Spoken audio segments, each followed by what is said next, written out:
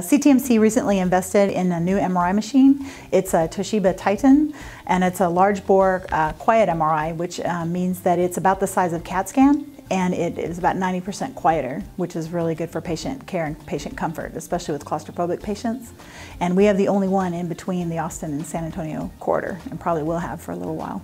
Large bore just means larger circumference, so it's more for patient comfort. Larger patients fit with no problem, as well as claustrophobic patients have more of a feeling of space. MRI can tend to feel a little snug, and this one is larger, but it still maintains the quality and the field strength of the standard MRI.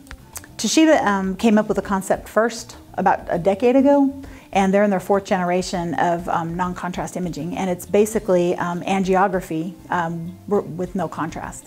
So typical angiography, traditional, we have to inject patients with a contrast dye in order to see the vessels. With this, we do not need to use contrast, which means we don't have to use a chemical in order to get the images that traditional MRI requires contrast to see.